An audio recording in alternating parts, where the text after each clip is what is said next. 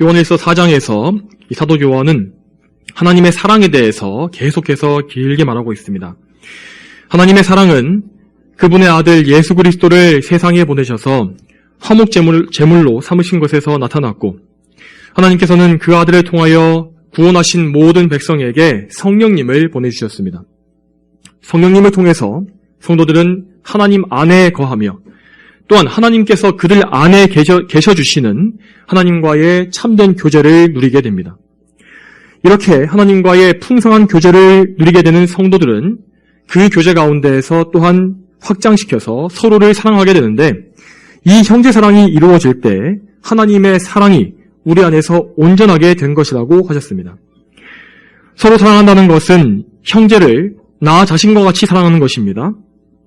형제가 당한 슬픔을 정말 내가 당한 슬픔과 같이 슬퍼하고, 형제가 맞이한 기쁨도 마치 내가 맞이한 기쁨처럼 함께 기뻐하는 것입니다. 그리고 나를 위하여 관심과 노력을 기울이듯이 형제의 일에 관심을 가지고 힘써 기도하는 것이기도 합니다. 우리가 하나님의 사랑을 알고 감사하는 가운데 이러한 형제 사랑을 실제로 행한다면 우리는 우리 안에서 하나님의 사랑이 온전해져 가고 있다고 확신 있게 말할 수가 있을 것입니다. 우리는 이렇게 서로 사랑하는 일을 통해서 하나님의 사랑을 점점 더 많이 알게 되며, 이 사랑을 통해서 우리는 하나님과의 교제 역시 더욱더 깊고 풍성하게 누릴 수 있습니다. 이렇게 믿음과 사랑이 성장해가는 성도는 참된 소망에 있어서도 크게 성장하게 되는데, 그래서 참된 성도는 점점 더 소망을 가지고 하나님 나라에 들어갈 것을 고대하며 바라게 되는 것입니다. 성도에게는 하나님의 영광을 직접 보며 하나님과 영원히 함께 사는 것이야말로 유일한 소망이 되는 것입니다. 그러므로 성도에게 이 심판의 날이라는 것은 두려움과 파괴와 어둠의 날이 아니라 자신의 구원이 완성되는 기쁨의 날이 되는 것입니다.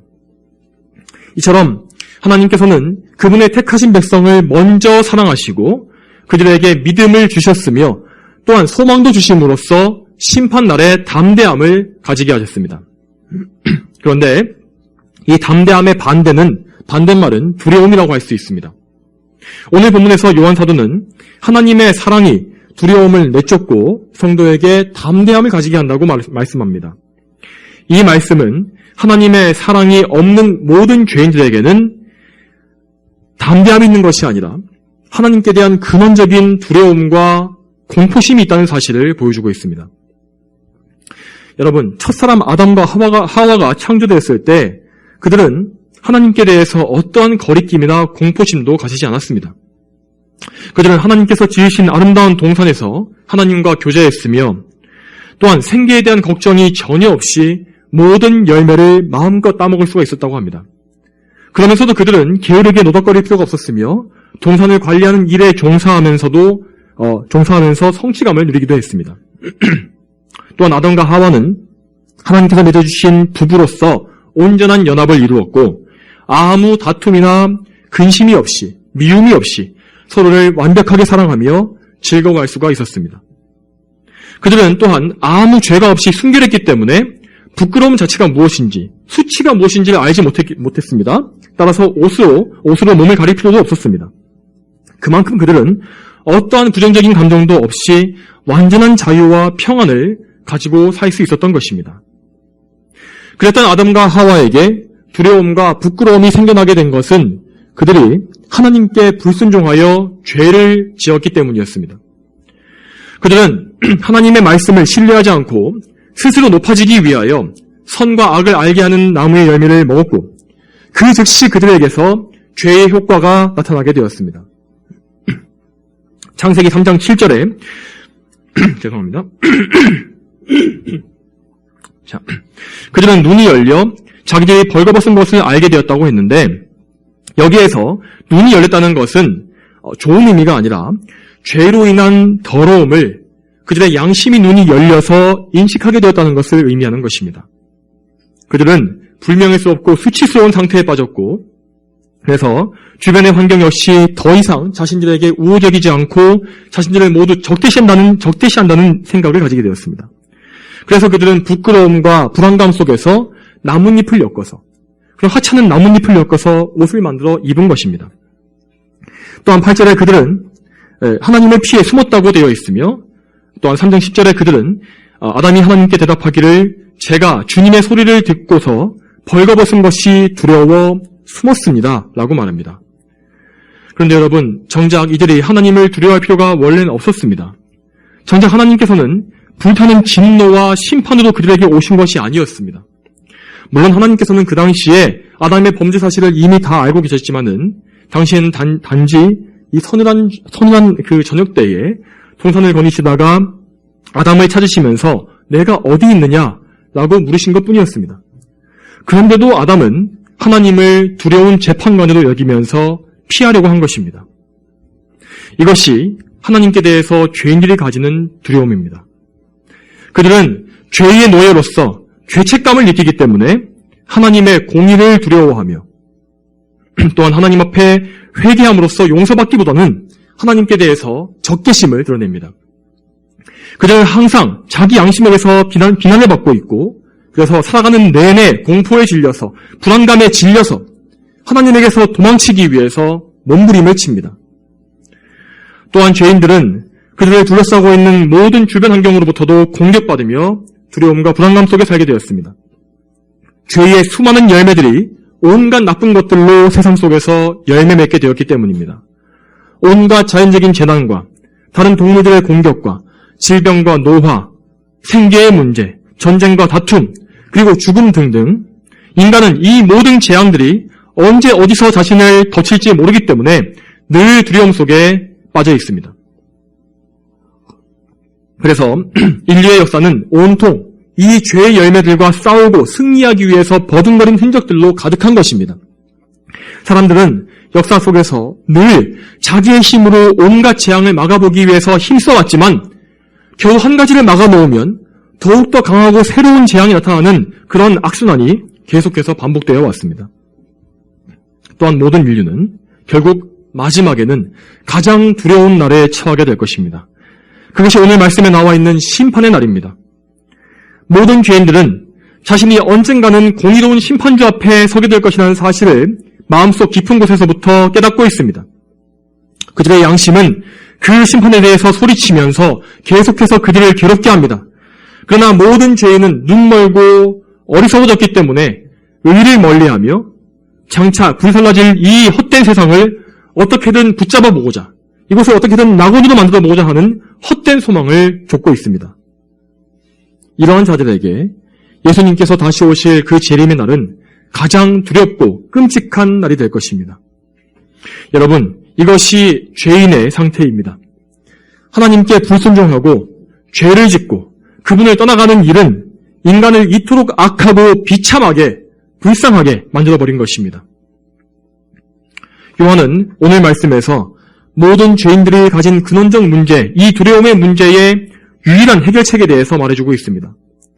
하나님의 사랑이 바로 죄인들의 두려움을 없애고 그들에게 담대함을 주는 유일한 소망이라는 것입니다. 여러분, 그러면 하나님의 사랑을 받은 사람은 왜 담대할 수가 있는 것입니까? 어떻게 죄인은 하나님의 사랑을 통해서 두려움을 내쫓고 담대함을 가질 수 있는 것입니까? 요한 사도는 17절 마지막에서 그 이유를 말해줍니다. 이는 그분이 이 세상에 계셨던 것 같이 우리도 이 세상에 있기 때문이다. 여기에서 이 세상에 계셨다라고 하는 그분은 바로 인성을 취하시고 이 세상에 내려오신 예수 그리스도를 말하는 것입니다. 바로 그 예수님께서 이 세상에 계셨던 것과 같은 그 모습으로 우리 역시 이 세상에 존재하기 때문에 우리는 심판날에 담대함을 얻을 수 있는 것입니다. 여러분, 그러면 예수님께서 이 세상에 계시는 동안에 어떤 모습이셨습니까? 그분은 외적으로는 뭔가 보기 좋거나 아름다운 분은 아니었습니다. 예수님은 고운 모양도 없고 풍채도 없는 그저 가난한 시골 목수의 모습을 하고 계셨습니다. 그분은 거친 어부들이었던 제자들과도 구별되지 않는 그런 외양을 가지고 계셨습니다. 그러나 예수님은 죄가 없으신 분이었습니다. 그분은 하나님의 법인 십계명에 어긋나거나 미달되는 그 어떤 결함도 없으신 분이셨습니다. 그분의 말과 행동과 마음의 생각은 모두 다 하나님의 뜻에 완벽하게 맞추어져 있었습니다. 예수님은 참으로 온유하고 겸손하셨으며 사랑이 풍성하신 분이었습니다. 그러면서도 예수님은 단호하게 의를 위한 싸움을 벌이셨으며 원수들 앞에서도 겁먹지 않으셨고 당대 선생들과의 논쟁에서도 항상 담대히 이기셨습니다. 이처럼 예수님은 죄가 없으신 참된 사람이셨습니다. 하나님께서 계획하신 완전한 인간의 모습이 바로 우리 예수님의 모습이었던 것입니다. 그런데 여러분, 요한사도는 우리 이 성도들, 부족한 우리 성도들이 이렇게 완전한 예수님과 같은 모습으로 이 세상에 살고 있다고 말하고 있는 것입니다. 물론 이 말씀은 우리가 예수님과 같이 완전히 성화된 인격을 가질 수 있다는 의미는 아닙니다. 우리는 이 세상에 사는 한 언제나 죄인일 뿐이고 죽는 그 순간까지도 완전한 성화에 이를 수는 없는 것입니다. 그러나 여러분, 우리는 예수님을 닮을 수는 있습니다. 왜냐하면 하나님께서 그렇게 우리를 예수님을 닮아가게 만드시기 때문입니다. 하나님의 영이신 성령께서는 우리 안에 오셔서 우리를 거룩하게 성화시켜 가십니다. 각 성도들은 물론 모두 저마다 다른 기질과 성품을 가지고 있지만 결국 우리 모두의 성화의 최종 지점은 다 한 분이신 예수 그리스도께 맞추어져 있습니다. 그래서 우리는 하나님의 은혜로 말미암아 일생 동안 점점 더 예수님을 닮아가게 되어 있는 것입니다. 그분의 거룩하심과 온유함과 겸손, 사랑과 친절함을 담게 됩니다. 그리고 그분과 같이 의를 사랑하고 죄를 미워하게 되어갑니다. 이렇게 모든 성도들은 비록 완전하지 못할지라도 예수님의 아름답고 완벽한 그 성품을 담게 되는 것입니다. 또한 성도들은 모든 죄악을 미워하며 마귀와 싸우게 됩니다. 세상을 멀리하고 하나님을 가까이 하는 과정 가운데에서 성도들은 때로 불같은 연단을 통과하기도 하고 마귀들과 대적들의 핍박과 공격을 받기도 합니다. 그래서 그들의 주인이신 예수님께서 세상에서 대적들에게 많은 상처를 입으신 것처럼 성도들 역시 몸과 영혼에 예수님을 닮은 상처들을 많이 가지게 됩니다. 바울은 그가 받은 핍박과 상처들에 대해서 내가 내 몸에 예수님의 흔적을 가지고 있다라고 말했습니다. 이처럼 성도들은 예수님의 성품을 담고 또한 예수님의 십자가를 지고 가면서 우리의 몸과 영혼에 예수님의 흔적들을 가지게 됩니다.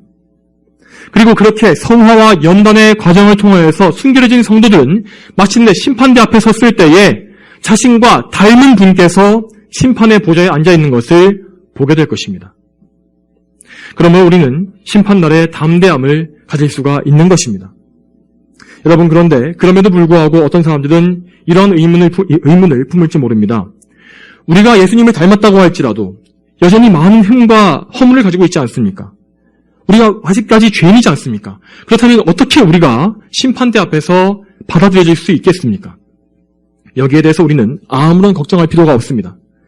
예수님을 닮게 되는 것은 분명히 구원받은 성도들이 맺게 되는 열매이긴 합니다.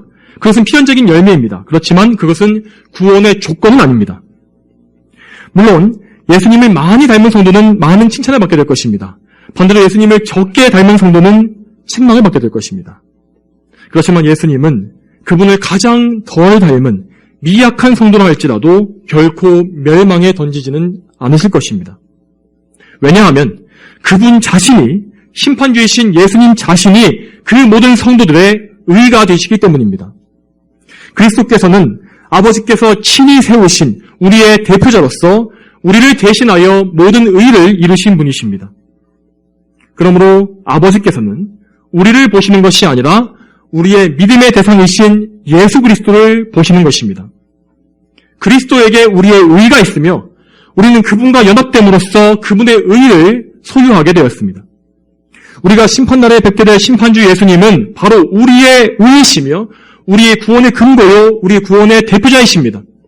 그러므로 예수 그리스도께서는 그분 자신의 의를 근거로 우리를 사랑과 은혜로 대하실 것이며 심판대 앞에서 멸망에 처하지 않으시고 영원한 천국으로 들여보내 주실 것입니다.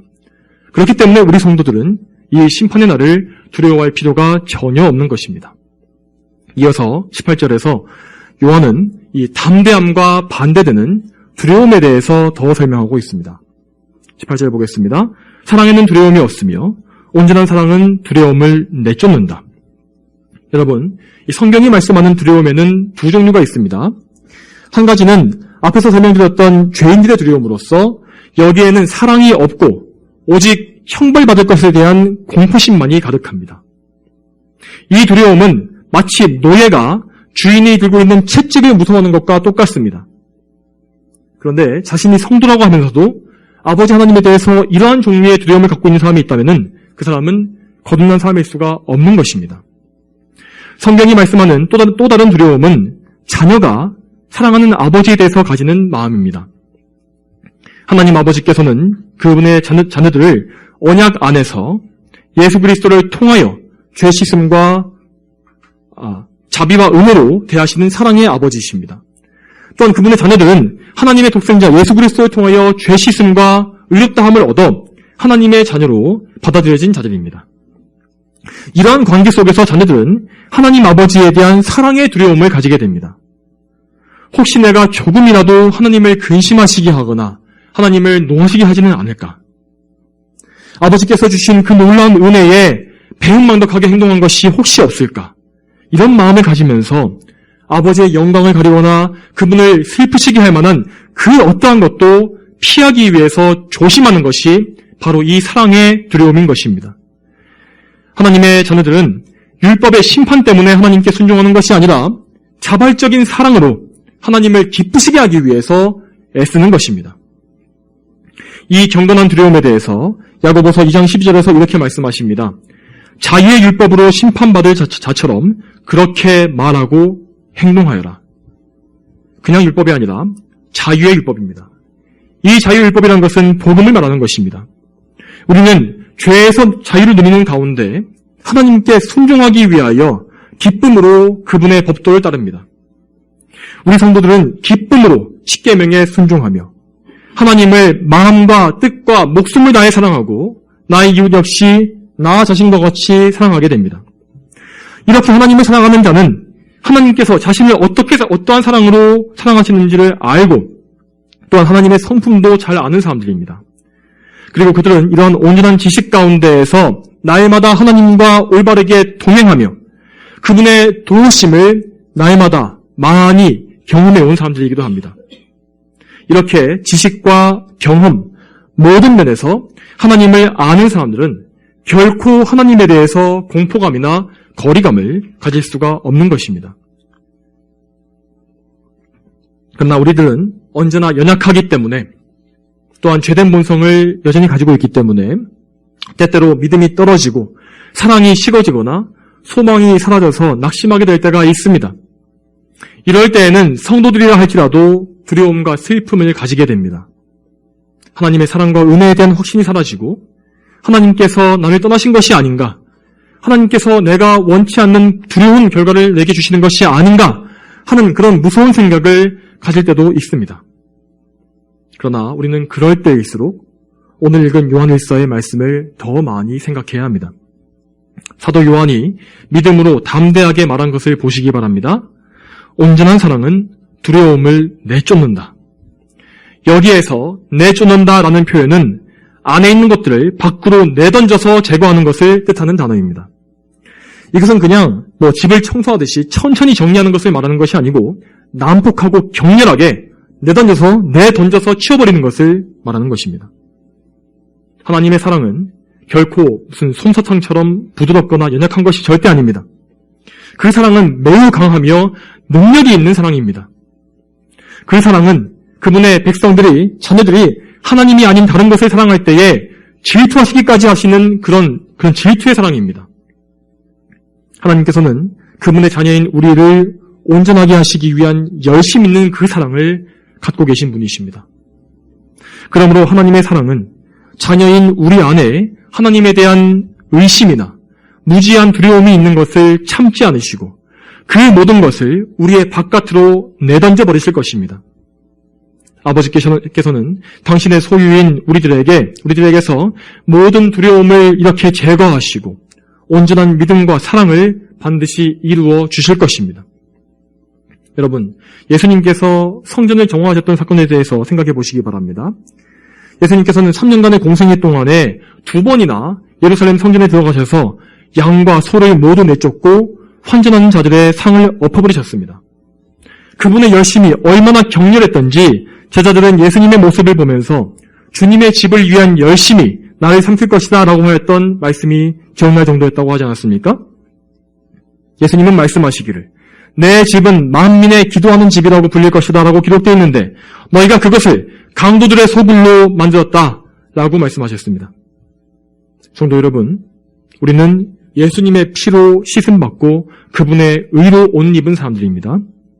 우리 안에 성령께서 계시기 때문에 우리의 몸은 이 예루살렘 성전보다 더 귀한 하나님께서 항상 거하시는 성전과 같습니다. 그렇다면 성전인 우리 자신에게 하나님께서 싫어하시는 두려움이 있을 때, 불신앙이 있을 때 우리는 어떻게 해야 하겠습니까? 내가 약하니 어쩔 수 없지 않은가? 내 상황이 이런데 어떻게 두려움을 이길 수 있겠는가? 하면서 힘없이 주저앉아 있어야 하겠습니까? 결코 그렇지 않을 것입니다. 우리는 우리를 향하신 하나님의 사랑에 의지해야 합니다. 우리 자신에게는 두려움을 이길 힘이 조금도 없기 때문입니다. 하나님께서 담대함을 주셔야만 합니다. 그리고 그 담대함과 능력은 바로 우리가 하나님의 사랑을 알고 믿으며 신뢰할 때에, 의지할 때에 우리에게 주어지는 것입니다. 그러므로 우리는 요한일서 4장 전체의 말씀을 다 기억하고 있어야 합니다. 우리가 두려워할 때에 마귀는 하나님의 사랑이 너를 떠났다고 말하면서 우리를 낙심시킬 것입니다.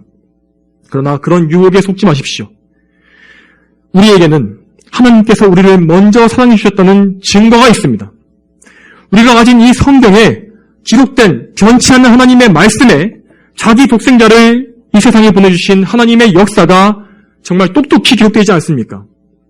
요한일서 4장 10절에 사랑은 여기 있으니 우리가 하나님을 사랑한 것이 아니라 그분께서 우리를 사랑하셔서 우리 죄를 위하여 자신의 아들을 화목제물로 보내주신 것이다 라고 하셨습니다. 하나님께서 그분의 유일하신 아들을 희생시키셔서 화목제물로 바치신 것이 무엇을 보여줍니까? 바로 우리들, 그분의 백성들과 화목을 이뤄내시기 위한 하나님의 강력한 의지를 보여주는 것이 아닙니까?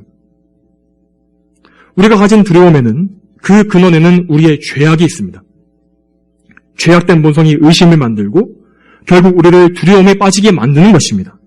그러나 그럴 때일수록 우리는 하나님의 사랑이 어떻게 나타났는지를 계속해서 생각해야 합니다. 죄에 빠져서 하나님과 원수되었던 우리를 아버지께서 먼저 사랑해 주셨고 우리에게 오셔서 죄사함과 화목의 길을 열어주셨습니다. 예수님께서 우리를 위해서 십자가에 못 박히셨고 피 흘리셨으며 또한 죽으셔서 매장되셨습니다. 그러므로 예수 그리스도를 믿는 자에게는 결코 다시는 정죄함이 없고 죄와 사망에서 영원한 해방만이 있는 것입니다. 담대함이 있는 것입니다. 또한 그분은 우리를 의롭다 하시기 위해서 다시 부활하셨고 또한 하늘로 오르셨습니다. 그러므로 예수 그리스도를 믿는 우리에게는 영원한 의가 주어지며 자녀의 신분을 얻어 하나님 앞에서 결코 외면당하지 않게 되는 것입니다. 오직 이 사랑을 알고 믿는 것이 우리의 두려움을 내쫓는, 우리의 불신앙을 내쫓는 유일한 길입니다. 우리가 아무리 혹독하며 어려운 상황에 처해 있더라도 또한 우리에게 끊임없이 이어지는 재난이 다가올지라도 한 번 구원받은 성도는 그 어디에서든지 화를 입지 않을 것입니다. 이렇게 하나님의 사랑을 알고 굳센 믿음으로 두려움을 이기게 되면 우리는 어떤 상황에서도 하나님을 사랑하면서 경건함으로 그분을 섬길 수 있게 됩니다. 디모데후서 1장 7절에 하나님께서는 우리에게 두려워하는 영이 아니라 능력과 사랑과 절제의 영을 주셨다라고 말씀하셨습니다. 우리는 두려움을 이긴 믿음을 가지고서 우리 안에 계신 성령님의 도우심을 굳게 붙잡아야 합니다. 하나님께서는 아까 읽은 말씀에서 우리에게 능력과 사랑과 절제의 영을 주셨다고 분명히 말씀하셨습니다.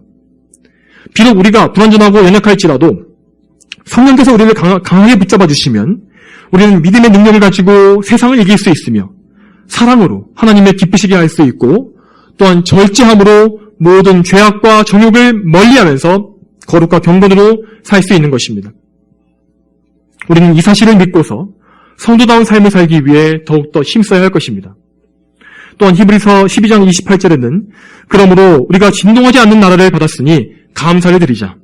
그리하여 경건과 거룩 경외함으로 하나님을 기쁘게 섬기자라고 기록되어 있는 것도 볼 수 있습니다. 우리가 이 세상이 끝난 후에 들어가게 될 나라는 영원히 흔들리지 않는 나라입니다. 우리는 그 흔들리지 않는 나라를 유업으로 받았으며 결코 그 유업을 빼앗기지 않을 것입니다. 이 사실 때문에 우리는 또다시 한번 담대함을 얻을 수가 있습니다. 또한 이 나라에 들어갈 때에 우리는 큰 상급과 영예를 얻기 위해서 더욱더 하나님을 높이며 감사하며 경외함과 경건함으로 하나님을 기쁘게 섬길 힘과 동기를 부여받을 수 있는 것입니다. 여러분, 이처럼 하나님의 사랑은 성도에게 굳건한 담대함과 믿음과 경건함을 줍니다. 이어서 요한은 반대로 담대함과 믿음을 가지지 못한 사람들에게 닥칠 재앙에 대해서도 엄중한 경고의 말씀을 선포하고 있습니다. 오늘 본문 18절 후반부를 보겠습니다. 두려움에는 형벌이 있으며 두려워하는 자는 세상 안에서 온전하게 되지 못하기 때문이다. 이 말씀에서 성령께서는 분명히 말씀하시기를 두려움에는 형벌이 있다고 말씀하셨습니다. 불신자들은 이 말씀을 들을 때에 이것이 좀 대단히 가혹한 것이 아닌가라고 생각할지도 모르겠습니다. 그냥 하나님을 믿지 않고 두려움을 가졌다고 해서 공포스러운 마음을 가졌다고 해서 벌을 내리다니 그것은 뭔가 잘못된 것이 아닌가, 이런 마음을 가질 수 있을 것입니다. 그러나 그들이 가진 잘못된 두려움, 이 두려움 속에는 하나님에 대한 악한 미움과 원망과 불신앙이 가득 차 있습니다. 그리고 그 두려움의 근원에는 하나님께 불순종하는 죄가 자리하고 있기 때문에 이것은 반드시 형벌의 대상이 되는 것입니다. 이러한 죄인의 악한 두려움이 무엇인지에 대해서는 예수님께서 말씀하신 비유에 나오는 한 달란트 받은 종의 이 비유를 통해서 잘 알 수가 있습니다. 마태복음 25장 24절에서 한 달란트만 받은 그 종은 이렇게 말합니다. 주인님, 저는 주인님께서 엄한 분으로서 심지 않은 데서 거두시고 뿌리시지 않은 데서 모으시는 줄 알았으므로. 이 말은 하나님께 대한 적개심과 원망을 그대로 드러내는 것입니다. 그는 자신의 게으름과 악함을 변명하기 위해서 하나님을 지나치게 엄격한 분이라고 반대로 공격하고 있고, 거기에 더해서 그분이 심지 않은 데서 거두려고 하는 불합리한 분이라고 비난하고 있습니다. 즉, 이 죄인은 자신이 멸망당하는 것이 자기의 죄 때문이 아니라 하나님께서 나에게 은혜를 주시지 않았기 때문이다. 은혜의 그런 것들을 나에게 주시지 않았기 때문에 거둘 수도 없는 것이다. 라고 말하고 있는 것입니다. 그러나 그렇지 않습니다. 하나님은 모든 사람에게 은혜를 베푸시며 하나님을 알 수 있을 만한 것들이 죄인들에게 있도록 밝히 모든 것을 보여주셨습니다. 여러분, 하나님께서 만드신 온 우주 만물이 그분의 전능하신 능력과 높으심과 영광을 소리 높여서 찬양하지 않습니까? 그런데도 죄인들은 그 모든 우주 만물의 놀라움을 보면서 하나님을 찾는 것이 아니라 자연을 찬양하고 또한 진화론을 주장하고 우연히 우주가 생성되었다고 하는 그런 말도 안 되는 비과학적인 발언들을 서슴지 않고 있습니다. 그리고 얼마나 많은 죄인들이 복음을 듣고도 그것을 무시해버립니까? 복음을 어리석고 미련한 것이라고 무시하면서 오히려 사랑을 베푸신 하나님을 멸시하는 것이 바로 죄인들의 본성이 아닙니까? 죄인들은 이처럼 평생토록 하나님의 사랑과 은혜를 멸시하고 짓밟았기 때문에 마침내 심판 때에는 그 사랑과 은혜를 완전히 빼앗기게 되는 것입니다. 그리고 그들은 그것에 대해서 아무 변명도 할 수가 없을 것입니다. 또한 한 달란트 받은 종은 자신이 가지고 있는 노예의 두려움에 대해서도 말하고 있습니다. 마태복음 25장 25절에 내가 두려워하며 나가서 주님의 달란트를 땅에 감추어 두었습니다. 그는 두려워했다고 말합니다.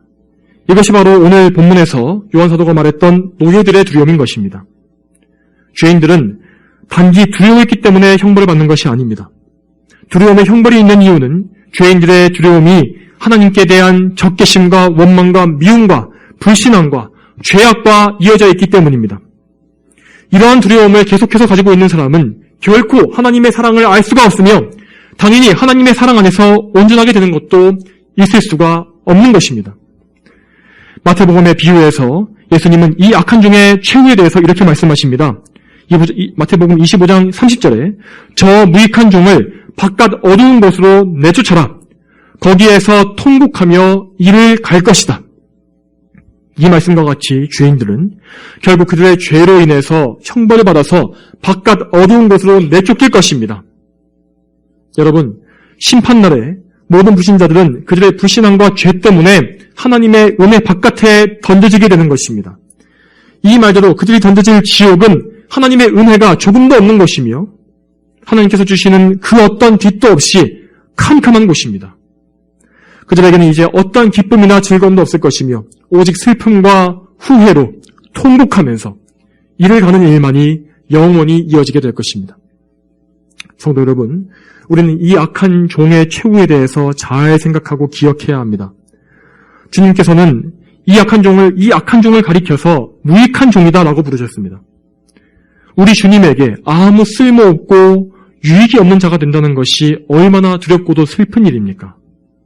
반대로 예수님은 5달란트 받은 자와 2달란트 받은 자에게는 똑같이 착하고 충성된 종이라고 불러주셨습니다. 여러분, 우리는 지금 하나님 앞에서 어떤 종으로 살고 있습니까? 우리는 참으로 하나님의 사랑을 알고 그분의 사랑을 통해 담대함을 얻으며 모든 두려움을 내쫓고 있습니까? 우리는 참으로 담대한 믿음을 가지고 성령을 힘입어서 사랑과 충성으로 하나님만을 섬기고 있습니까? 우리의 삶을 잘 돌아보아야 할 것입니다. 그리고 아직 확실한 믿음이 없이 두려움 가운데 있으신 분들은 예수 그리스도의 복음을 믿으시고 참으로 구원으로 나오시길 바랍니다. 또한 이미 믿음으로써 구원 얻으신 모든 분께서는 더욱더 굳센 믿음으로 담대하게 더 하나님을 잘 섬기시는 믿음을 소유하시길 바랍니다. 거룩하신 하나님께서 이 말씀을 들은 우리 모두에게 구원과 담대함의 복을 허락해 주시기를 소망합니다. 다 함께 기도하시겠습니다. 거룩하신 아버지 하나님, 오늘도 요한일서의 말씀을 통하여 하나님의 사랑이 우리에게 담대함을 주며 또 두려움을 내쫓는다는 사실을 알게 하시니 감사합니다. 하나님 아버지, 저희가 연약하여서 불신앙적인 두려움을 가질 때가 분명히 있습니다. 하나님, 그럴 때에 저희가 이 말씀을 생각하게 하시며 더욱더 믿음의 담대함을 가지고 하나님을 신뢰하며 하나님의 선하심과 온전하신 그 계획을 의지하면서 믿음으로 모든 것을 이길 수 있도록 인도하여 주시옵소서. 저희가 이 담대함이 없이는 도저히 세상을 이길 수도 없고 정말 천국까지 안전하게 신앙 가운데에서 하나님을 기쁘시게 할 수가 없습니다. 하나님, 저희를 불쌍히 여기셔서 저희의 믿음 없는 것을 불쌍히 여기시고 저희에게 믿음을 더하시며 더욱더 강건한 믿음의 사람이 다 될 수 있도록 인도하여 주시옵소서. 감사드리며 예수님의 이름으로 기도 올립니다. 아멘.